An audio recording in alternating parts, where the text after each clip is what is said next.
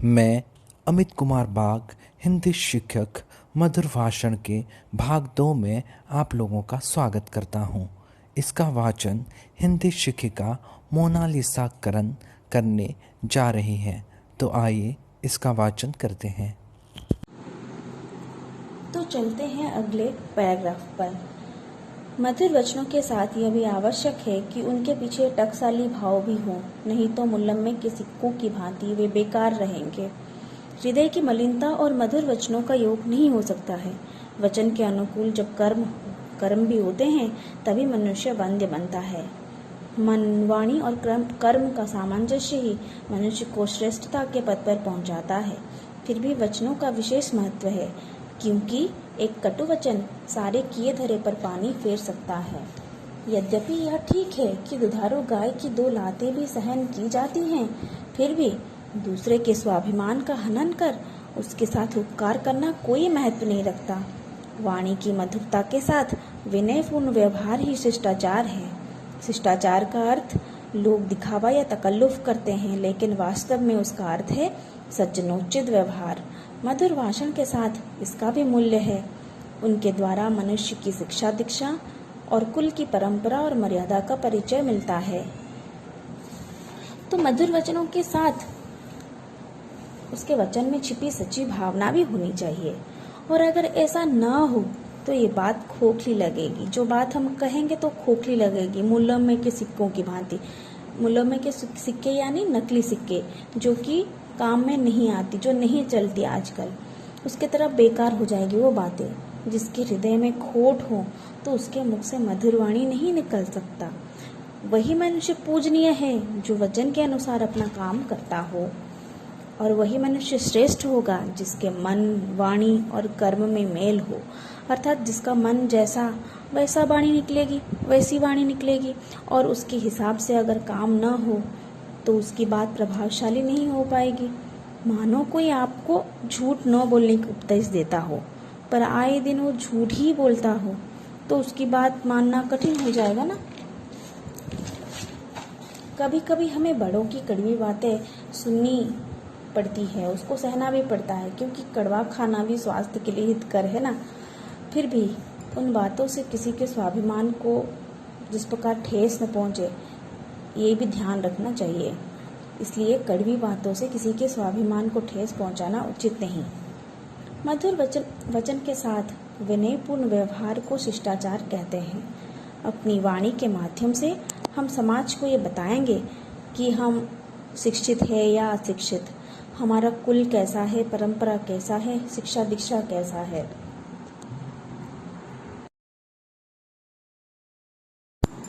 किसी के काम को कराने के लिए कृपया शब्द का प्रयोग शिष्टता का परिचय होता है। काम हो जाने के पश्चात धन्यवाद कहना भी जरूरी है।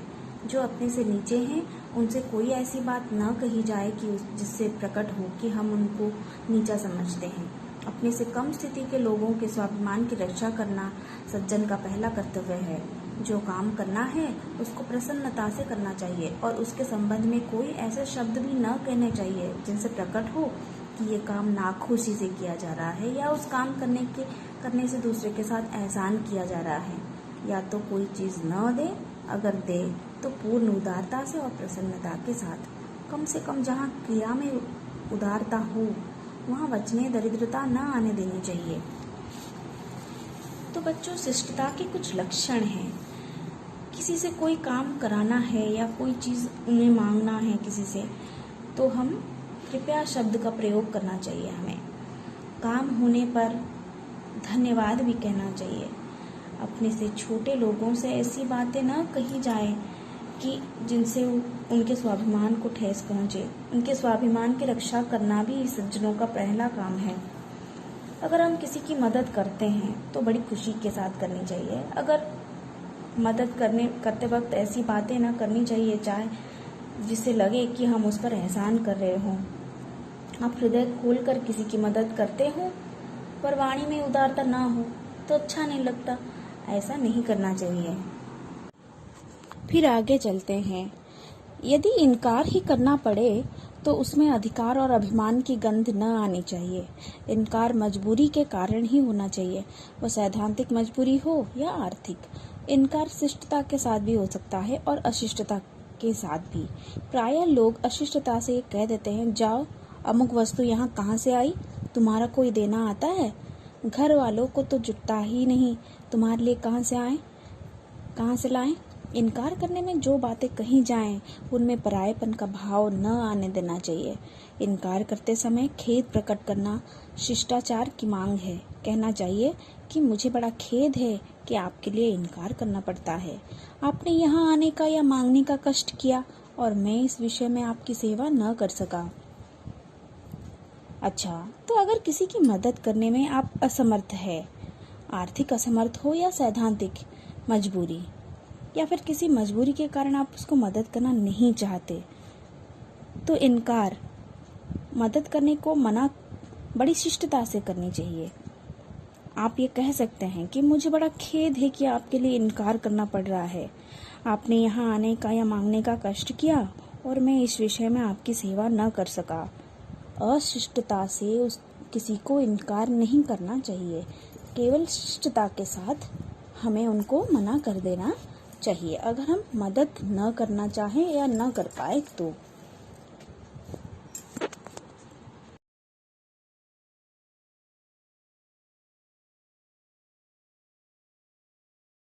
वार्तालाप में हमको व्यापारिक या जाब्ते की बातचीत और निजी बातचीत में थोड़ा अंतर करना होगा। व्यापारिक बातचीत भी अशिष्ट न होनी चाहिए, किंतु वह नपीतुली हो सकती है। निजी संबंध की बातचीत में आत्मीयता का अभाव न रहना चाहिए और थोड़ा सा कष्ट उठाकर बात को पूरी तौर से समझा देना अपना कर्तव्य हो जाता है।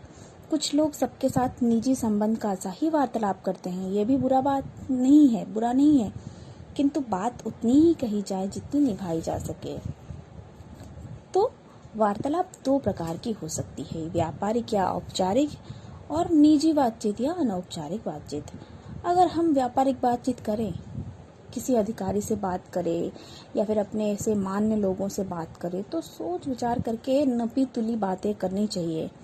यहाँ हम निजी बात की तरह शब्दावली का प्रयोग यहाँ नहीं कर सकते।